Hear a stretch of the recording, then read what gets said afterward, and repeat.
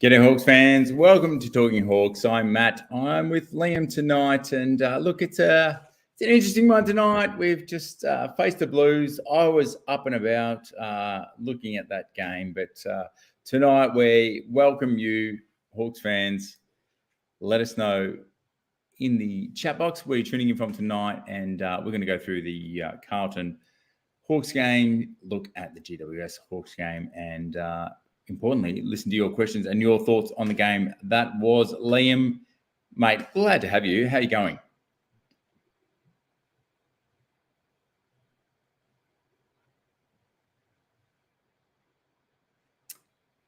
I'm not sure. Liam, you there? All right, Hawks fans, we might have a little bit of challenges here tonight, but not just similar to the game that just was. But Liam, when you're ready, jump back in, big fella. And what we've got tonight is, look, it was a sad game. Liam, you there? It was sad in the first half. Looking at the Hawks effort, I was at the game with Chris, with Brad, and a Carlton mate, unfortunately. But I was up and about. I'd called the Hawks to win this one by 14 points. So I was a little bit devo when that first half showed us what 5 points on the scoreboard. A little bit in the third. We'll get into that. But your thoughts, fans, where are you tuning in from tonight? What are your big questions after that game? And did you think the Hawks were up, for more than that? Nico, here we go. Fred is in the house.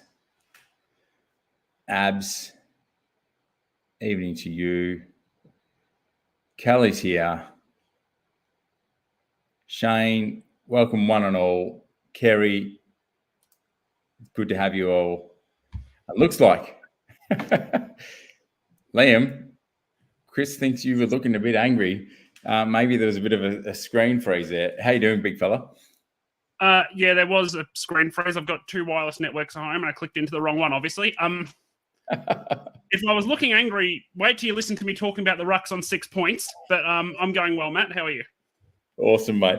Yeah, if you have not checked that out, jump on the pod. Timmy and Liam, as always, doing a stellar job. And in what's a hard game to talk about, must admit, personally, it's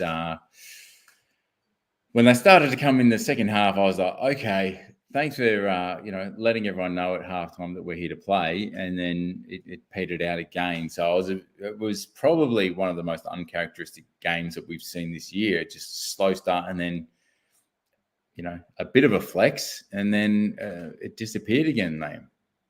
Yeah, it's almost like we burnt all our petrol tickets just trying to get back into the game a bit, which happens a fair bit. Just looking at the comments, I see one from Fred. Fred, if you've listened to 6 points about how I felt about the Rucks, you know that you've been very mild using the word disgusted there. I've got that one. We do try to remain family friendly, and we love you all and the honesty. So yes, Liam does not hold back. I was polite. I didn't swear or anything like that. I was honest with how I felt about their performance. And it was nice to say that I didn't enjoy it. Look, I was gobsmacked. Let's just go there. Let's just Rucks. Yeah. I don't know how. Actually, we were tagged, Liam, with Silvani sticking his leg out. I know you study this very closely when you're looking at the stats and the like, and we haven't spoken pre-live stream about this, but someone was talking about Silvani sticking his leg out to basically hold back the Rucks. Is that something you noticed? I haven't observed it personally, but good Ruckcraft 101 is jumping with your leg up, not lead. You can't lead with your knee or your studs, but you jump with your leg up and turn your body to the side to protect you. So your leg is going to be extended. And if you're coming at it from a certain angle, it's not uncommon that it will look like you're leading with your leg just by the way your body is moving. So I would have to review, if we've been tagged in that footage, if someone can please tag me in that footage so I can review it a bit more closely. I'd be happy to give my thoughts as someone who, like you, Matt, played a lot of ruck growing up and spent a lot of time getting knees and boots in various shins and other body parts. I was the small ruck dishing it out mostly. Cop the odd hit, Yeah, I but was you were the big fella. 6'7" ruck copping it. So. But look, to Silvani's credit, as being one of those smaller rucks, when you've got that height disadvantage, you do have to find those different things that you can do to influence the contest. So I must admit, I did not take note at the ground of that. Yeah. So an astute watcher, I will tag you, Liam. I will find that. But anyway, it's sad for Meek and Reeves at the height they are to not be hitting to advantage and credit to their midfield. You can't take it away from Carlton, but that's chemistry. Yeah, and that's just a will for mine. That's a will as a ruckman to win. Yep. They didn't compete around the ground. Again, if you listen to 6 points, Lloyd Meek laid 7 tackles. They took 2 marks between them in 7 quarters of football. Jack Silvani had more hit-outs to advantage than both of them.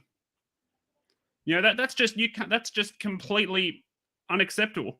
The way you often deal with those small rucks, at least from my experience at a centre bounce, is you get closer to the line, and it's a bit harder with a bounce as opposed to a ball when it's thrown up in the air. It's a bit easier because you know where it's going.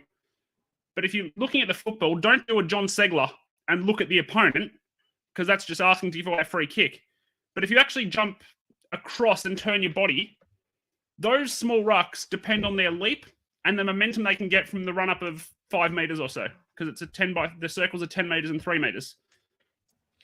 Simple physics. If you're able to get across a little bit and shorten their run-up, they build less momentum. They can get less thrust up in the air. And especially if your name is Lloyd Meek and you have an ample backside, you're able to use that to your advantage and create some leverage as well off your opponent.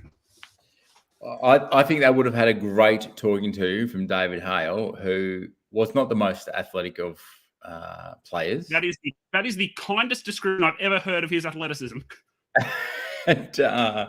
But Storm, as we've learnt, is Hale's nickname. I think he's going to have a really good time. Look, we've got the 1 day to reset. Reeves and Meek, wouldn't surprise me if the head was in the hands a little bit this weekend. But look, reset quickly, bring it Tuesday, bring it Wednesday, get ready for GWS because, look, Abs has got some ideas. Clay Tucker. I don't know about that one right now, but Maxi Ramsden, to be honest, right now, if those two are not giving us what we need, I don't mind seeing the minutes being putting into Max to learn. Yep. And I also think that links back to a point that Con has made in the chat about needing a second key forward for Mitch Lewis, which, Con, I don't know, have you just ripped off my 6 points? Or because that was an exact point I made on 6 points. As much as I like the way Fergus Green moves, he's 6'1" at the end of the day, and that is defendable by a small player. Like, that's just not big enough to play that second tall role. Max Ramsden is a good forward who can play 80% forward, but he's shown it at the VFL level this year. But he's also a ruck who can, if an injury strikes, can go in. So I would really like to see, and especially the Giants not having Sam Taylor being out injured. I'd love to see, because you can then, with Haynes and Hilbert, you can stretch that combination with Lewis and Ramsden. So I would love to see Ramsden. And to be honest, I would probably be dropping Reeves, and I'd be telling him, hey, we know you're too good for the VFL. You've shown us that for 3 years ago. Go back there for a month and dominate the VFL just to go get some confidence, get some form, get some reps in. I'd love to see Reeves go back to the VFL, be told you'll be back in the side by the end of the year. Go dominate the VFL.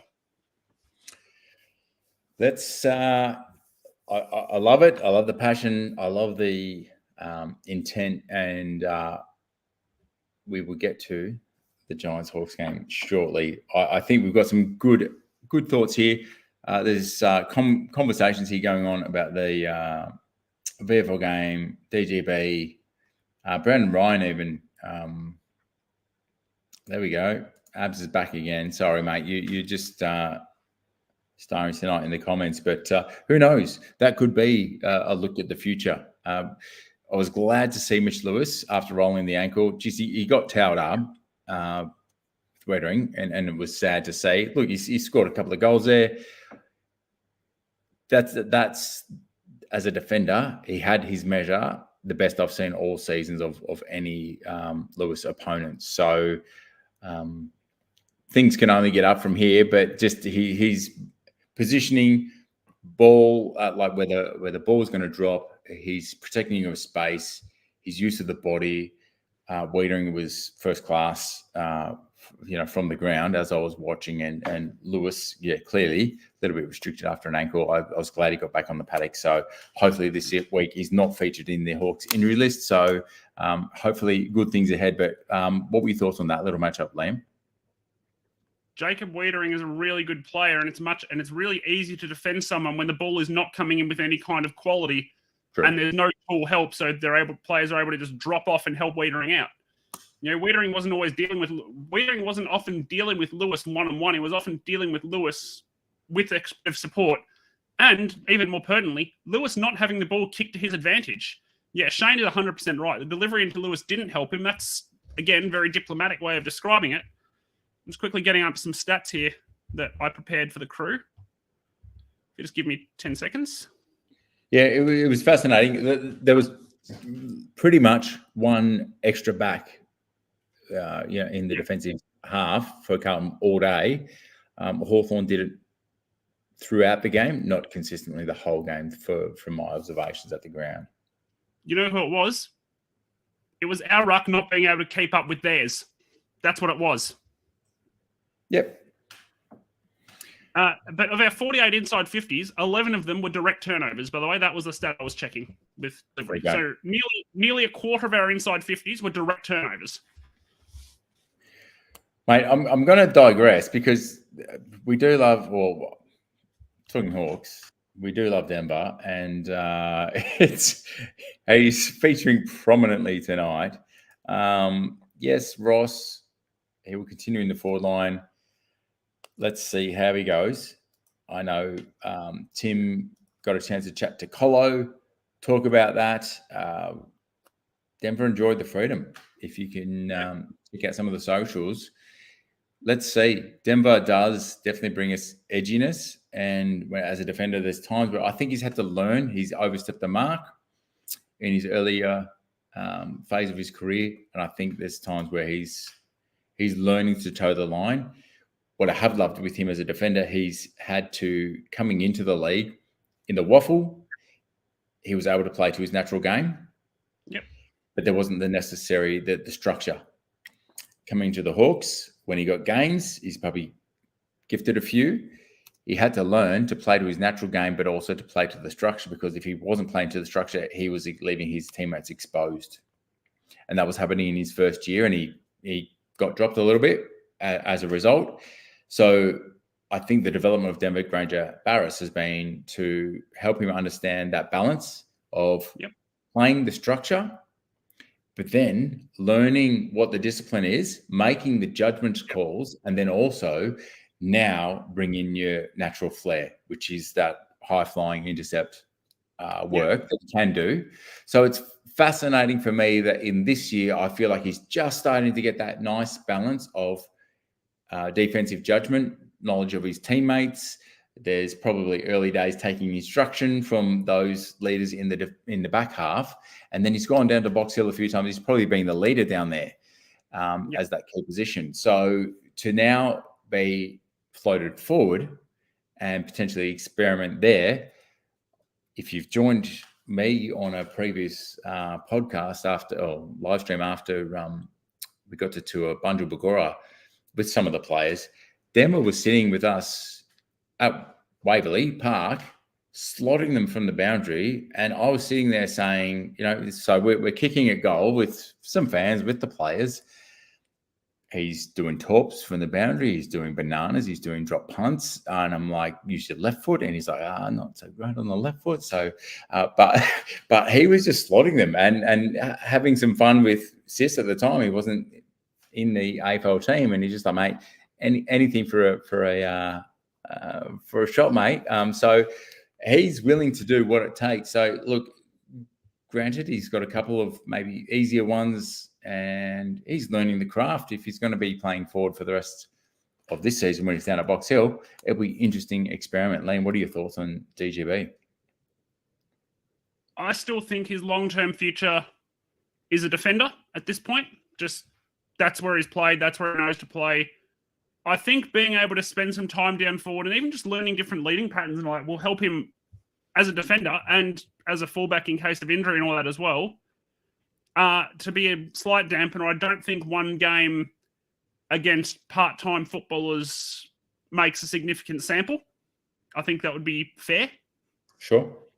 One game against Port Melbourne aren't an aligned club. There were no full-time professionals there. It was, not to denigrate them, they're really talented footballers. But Denver's full-time job is a footballer. Most of them are plumbers, tradies, teachers who train 3 nights a week after work and then roll out and have a kick on the weekend. What do you think, Chris? Let us know in the comments.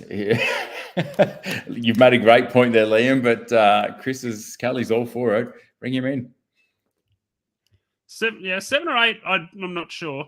And you also bring 7 or 8 in. I'm not sure I'm changing a third of a team in a single hit. I could name 7 or 8 guys who might feel they should get dropped. Yeah.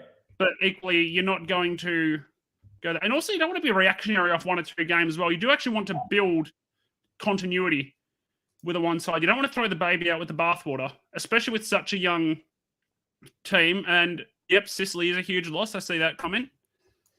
And I just want to quickly mention one comment I saw earlier from Jay as well, read the forward line about bringing in Lynch. Can I ask one question, though, before you digress? So do you see Denver playing defence long-term? Is that freeing up Sicily to be able to potentially play other positions? Because I do love a fellow by the name of Jared Roughhead, who is pretty much a Mr. Fix-It. You could throw him forward. You can end up putting him in the midfield. You can put him back. He could do anything. Is Sicily potentially a roughie in the making? I don't think so, because I think he's too good of a defender. He's too valuable in the back line. I think DJB is pretty much the same size, height-wise, as Frost. And I would frankly rather see him playing the role Sam Frost is playing than Sam Frost. To be brutally honest, Sam Frost, from all accounts, could not meet a better human being, could not have a better teammate. But I'd much rather, at this point, I would rather see Denver getting a game. Mm-hmm. Like, again, couldn't meet a better bloke, couldn't meet a more hardworking professional, couldn't meet a better teammate from all accounts.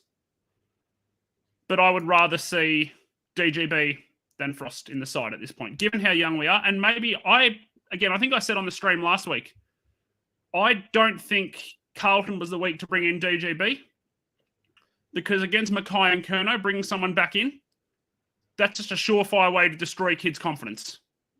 Frost is a really intelligent dude. He is. So I don't doubt the leadership that he brings week in, week out, and the hustle. Yes, there might be the scrappy, the odd red mist, the brain fade where he gives up the free kicks and the like. It's probably because he's a little bit overwhelmed, to be honest, with maybe some other defenders that don't have some of the experience that might, Frost is ideally, for mine, a third tall forward, tall defender. He's not necessarily taking that lockdown position, but he's being forced to right now. So I think that if the voice, the leadership that he can show right now is really critical when Sis is out. Yeah. I mean, he's a member of our leadership group, and it doesn't help that we had Impey out either, and it kind of forced a lot of players to tweak how they are playing. And Jarman Impey is seriously underrated in the air for someone as small as he is, 6'1" or whatever he is. He's not very tall. But, yeah, Sam Frost, never question his will. Yes. Like, the effort of Sam Frost, his commitment to the cause, if you're questioning his effort, you're not watching the game. But equally, I'm not 100% sure that he's right now on form the best player to have in the side. Cody, not for what we'd have to give up for Barras, I don't think. Barras is a great, not for what we have to give up. 2 quick answers. Frost in the ruck, Liam? No. And on a wing? Still no. That'd be interesting, but no. I agree. So let us continue. Well, look, we did have Joshy Ward just really coming in. I really can't wait to see Josh Ward strong through his core, through his hips. Yeah. In the next 2 and 3 years, both he and Frenchie, what they're going to do in the midfield, it's going to stuff up so many opponents in the midfield because those two are so smart. They see the game very well. Sometimes you see just the lack of strength. I think restricting what they want to do, what their head tells them they can do and try to do at times, and they get caught or they're not quite able to, just be able to drive through some of those, the pressure that's coming. So for Ward to come back in and give us so much in a game that we really got towed up, great effort from the young fella because he's had a bit of time on the sidelines. Yeah. And look, at risk of aging you, Wardy and Frenchie combined are younger than you. So a lot. They're really young. They need time. And, Josh Ward, the way he worked to create space last week, that was what impressed me the most. Like, it wasn't, Josh Ward wasn't necessarily how he was playing. It was how he moved. Josh Ward was just working and working and working. And, it was a lot of handballs, but, sometimes that's your role. But the way Josh Ward was able to work to create space in a way that no one else really was. Exactly. That's the really critical part of mine. That's a brilliant point, Liam. But I loved the way Josh Ward moved to create space for himself. And he was opening up. Unfortunately, his teammates weren't always making the most of it. But when you've got a teammate busting their backside to create space for themselves, the space they occupy will actually open up pockets of space for your teammates to work into as well. And then the onus is on your teammates to work into it. And even though a lot of the time they weren't, perhaps there's a degree of not having much continuity there with Ward being in the side. He's been out a lot due to injuries, form, etc. But Cam McKenzie is one I'm really excited about, that kid. I went down to a preseason. I think I wrote an article about it. He was best on ground in preseason scratch matches for us. By some distance. Can I just talk to Godric's point here? Look, I think Warple's having a season, and for him to come back and be showing us what he has, he was giving us a lot in that third quarter. If you read Smitty's player review, look, the star ratings, it's a rough one to award up to 5 stars per match. He did recognise Warple's efforts, and I think in that third quarter, I think he had 10 possessions. So when we started to show a bit of a resurgence, Warps was in the mix. Nuke had a solid day, albeit not what we know he can do. But for a midfield that was getting touched up, I think the ability of both of those to continue to grind with Connor Nash is really important. That, look, at times these games are going to happen, sadly. But to have a young fella in Ward stand up, really exciting, because what does that say to the older blokes? They've got roles potentially, but that's phenomenal for Josh Ward back in first game, showing us that. What it says, if I can do it, why can't you? Yeah, exactly. Josh Ward has not had a full, uninterrupted elite level preseason. He came in as a draftee, which is obviously not a full preseason. They do about 70% from when they come in. And then last season, I was down at a few preseason sessions before moving up to Canberra. He was running laps at different points because of a groin injury. And those things linger like a Cranberry song. And he was interrupted. He wasn't able to run. So how can a guy who's never had an elite level preseason run and work like that. And the question has to be on his teammates, why aren't you? Spot on. Look, Godric, not writing it off. Third quarter, look, the whole team turned up in the third quarter. So there was efforts, but it was few and far between in the first two quarters. So it's frustrating to watch as a fan, and you make the effort. 60, what did we get? 66,000 there, I think. We turned out, we were making, sorry, to laugh at Sean. There's a little bit of that going on. Not as much as there could be at this point, looking at the list profile and the age. So, look, we're going all right. When the media was having a red-hot crack at us for cutting in too deep to the bone with our experience, I think there could be a lot more Jekyll and Hyde than we're experiencing. So, let's see. We have done the ruck, so we won't go there again, but agree. No, otherwise we'll be here all night. Liam, you can do a live stream overnight and lead that one. I think you'd have a great conversation with many a fan.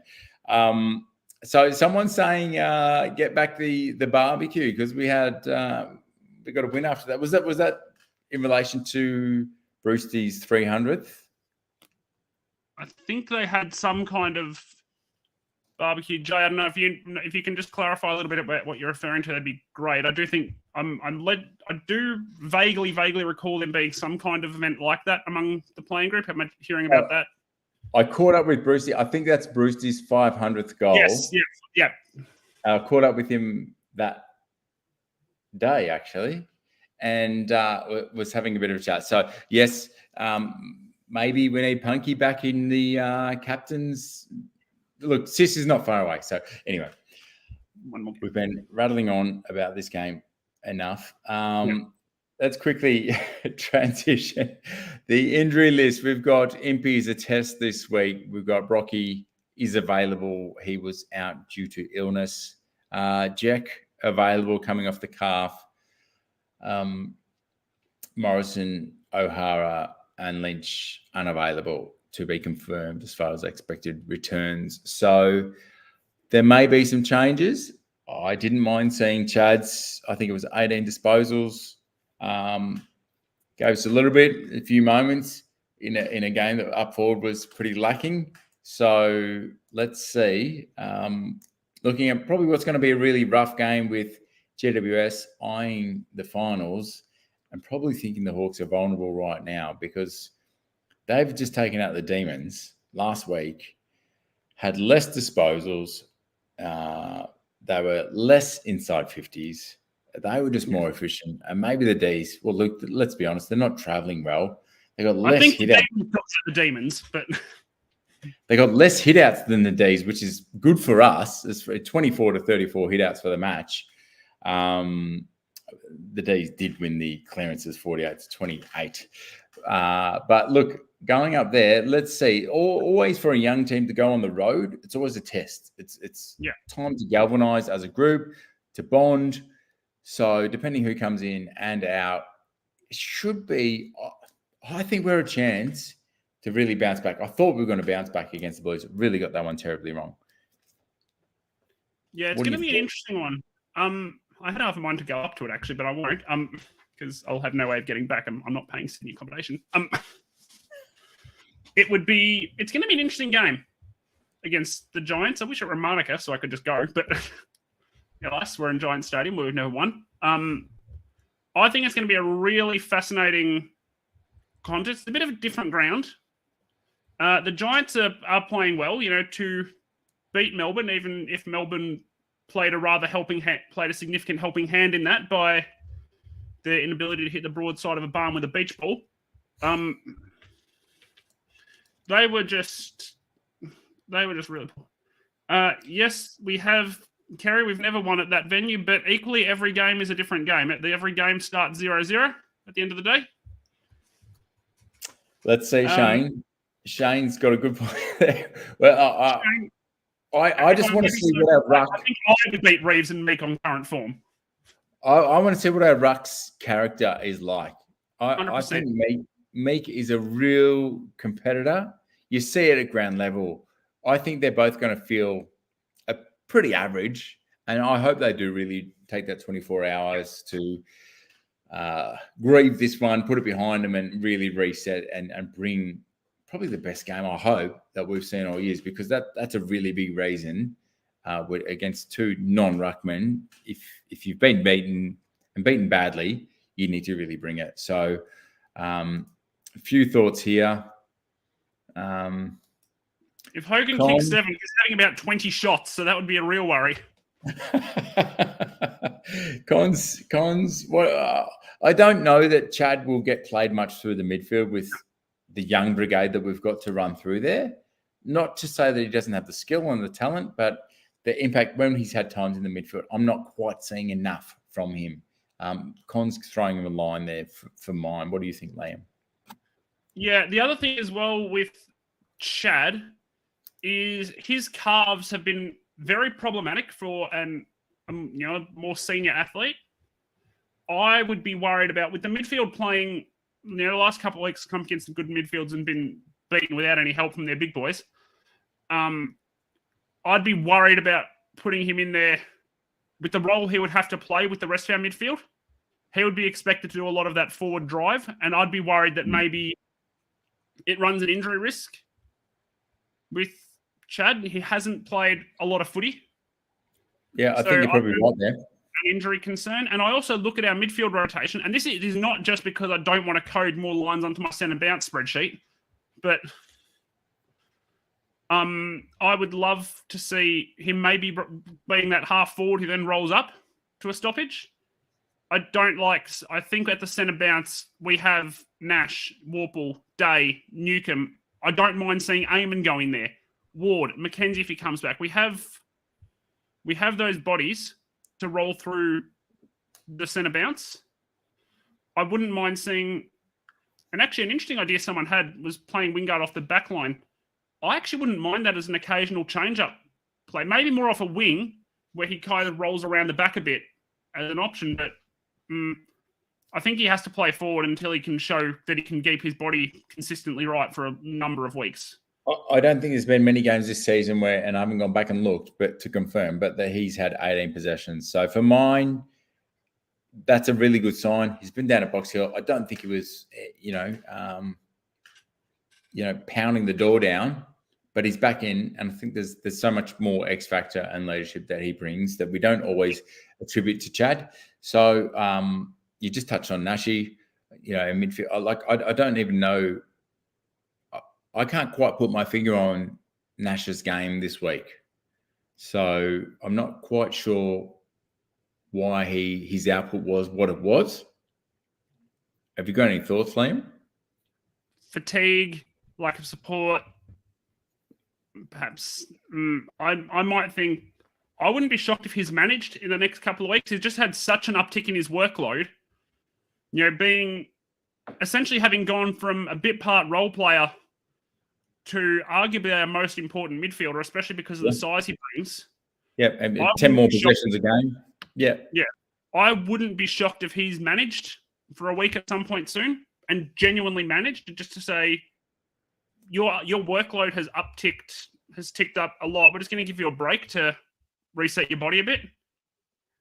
But also you occasionally have a bad game. If you can find me a footballer who's never played a bad game in their life, much less someone who's played 60-odd games only at the elite level. I know that commenter quite well. That commenter may have been my dad. So it's good to have you with us. But look, Nashi, I think he that potentially international rugby player that he could have been on so many levels. As far as a competitor goes, I don't think the competitive juices run quite as deep in many of the lists as it does with Connor Nash. So I might get caned for that one, but just watching the action, I just think he is phenomenal, and I don't doubt he will give everything this week. If he's back in, I don't see any reason why he'd be dropped. But for me, it was just quite a drop in output. So, yeah, interesting. So, let's see what happens there with Nashi. I think he just needs a break, or he just had a down game, both of which are feasible options. Like you have down games. Like I defy you to find me a player who never played a bad game in their first 100. I don't want him to have a break, Liam. That's the problem here. Look, you won't find a bigger Connor Nash fan than me, and maybe other than Timmy. But Timmy from the rugby origins is spot on. So, look, sorry, just thinking about Nash. Sadly, sorry, I'm going back to it. I shouldn't. But when Silvani was winning, I was just like, when he's beating our ruckman, I was just like, who's the ultimate matchup? Connor Nash sadly showed his rugby origins there. And Silvani just showed his years of playing, Aussie rules. And it was just leaping to get that advantage. If Nash just had have taken that leap and met, athlete for athlete in the air, it would have been game on, I think. So next time, Nashy, you have to cut it, give the rucks a chop out. Just get up there, big fella. In fairness, I wouldn't want to jump in the ruck without shin pads on either. I'll say that. Mate, just get him to the bench, chuck some pads on him, get him back out there. Silvani, you're gone. He's my directive. So let's see how he goes. All right, we've got Huswaite. Questions on Huswaite. At the VFL, we've got a few thoughts. Timmy and Chris got down there. Did have a few good chats with who we talked to? CJ, DGB, Zane Littlejohn, a few of the players. And look, it was good to talk to DGB pre-game when he said nobody really knows but I'm going to be playing for today. CJ was on minutes restrictions, so he was playing 80 minutes, and I'm not sure 100% if he's going to be in this week, given he's building back, coming off injury. So any thoughts there, Liam, about is CJ a lock, or do you think he's got another game potentially at Box Hill? Is CJ a lock? Absolutely not. You can't say someone's a lock after 80 minutes of footy, having not played for 2 months and having not been overly impressive at the elite level before that for this season. But he wouldn't play 80 minutes. Look, he might play a few more minutes at an AFL level. Is the intensity level that he output at a VFL level and at an AFL level, is it that different? I would say when you're coming up against an unaligned club in the VFL, maybe. I would maybe weak in the VFL, but equally, I'm not a member of our conditioning staff who would know a lot more than I would. That's all right. Jay, I'm after your opinions, big fella. I would personally say, I would maybe bring him in as a sub. Okay. That's probably not a bad option if you're worried about the minutes and the conditioning. So, all right. There's a few comments in here. Looking forward. Scrimshaw. We've got some options going around for forwards. I think we really did miss that second tall forward option. I don't mind all of those suggestions, any of them. And it might even be for a quarter. It might be for a half. I liked what Green brings. He's an undersized forward, playing as a tall. I think it's rough. When your ruckmans aren't taking a grab when they're rested up forward, I think you do need something as far as a second tall forward, Liam. Yeah, I mean, he's 6'1". Like, as talented as he is, if he were 4 inches taller, he'd still be a bulldog, I'll say that.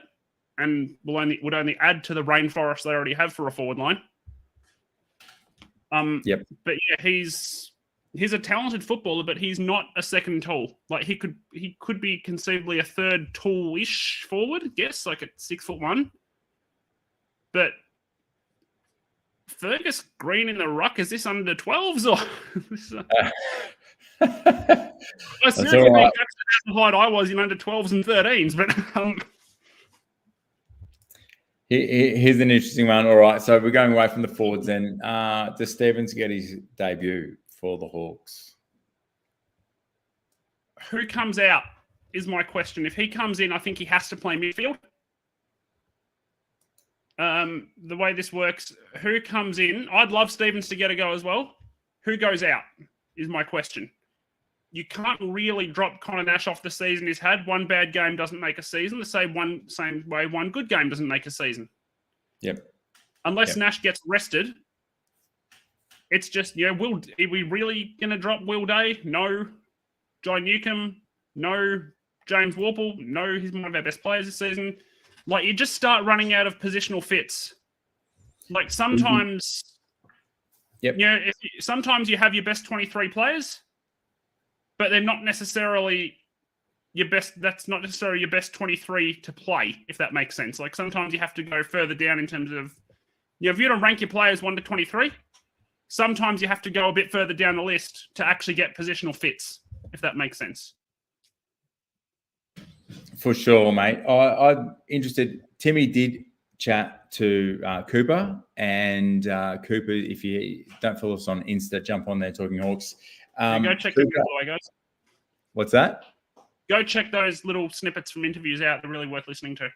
For sure. Look, we've taken some long form interviews and just really given you the nuggets there. So Cooper's looking to, I guess the club's looking for him to play that 3rd and 4th game consecutive. He had that injury early on, but as far as consistency, if he's playing that 3, 4, and 5 and bringing it rather than dropping from one game as far as his output, then I think he's an absolute shoe-in.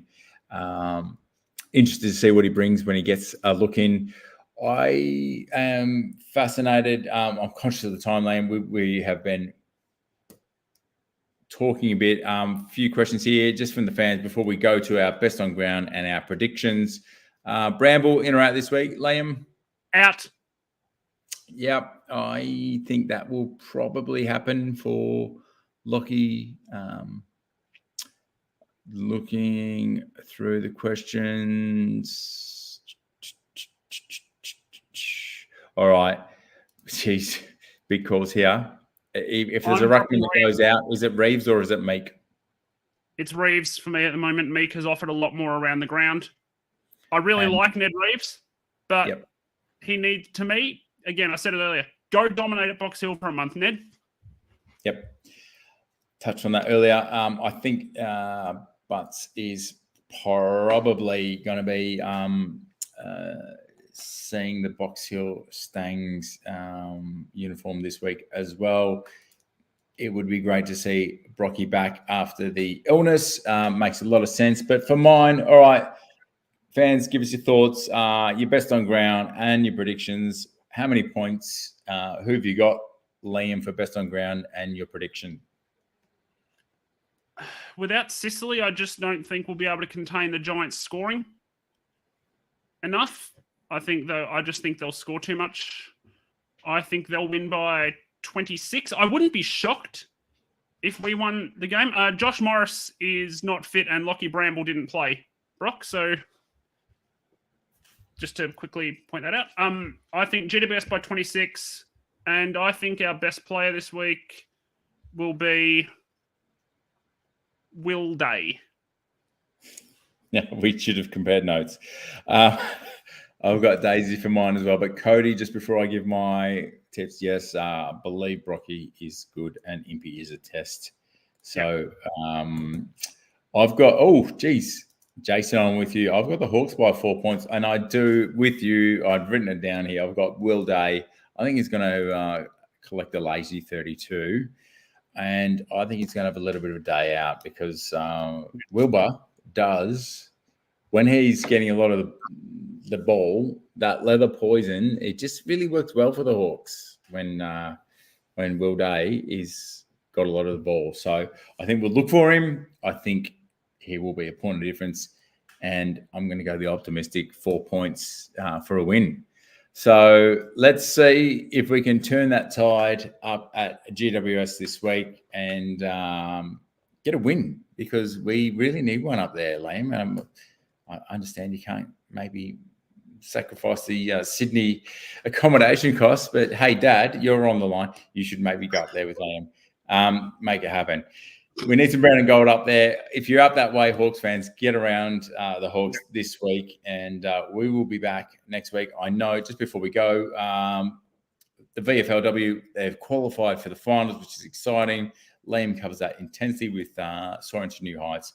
And there's an interview with Cherie O'Neill, the coach, who assists the Beck in the AFLW, as well. But she is the VFLW head coach. So check that out tomorrow on Soaring to New Heights.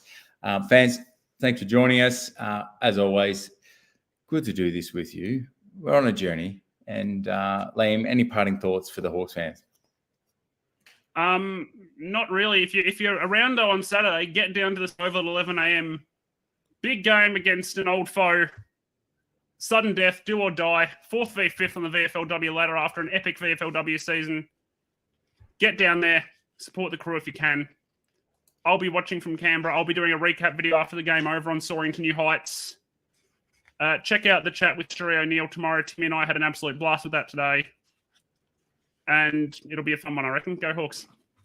For sure. Fans, thank you very much. If you haven't followed us on our channels, please, on your podcasting channels of preference, subscribe there.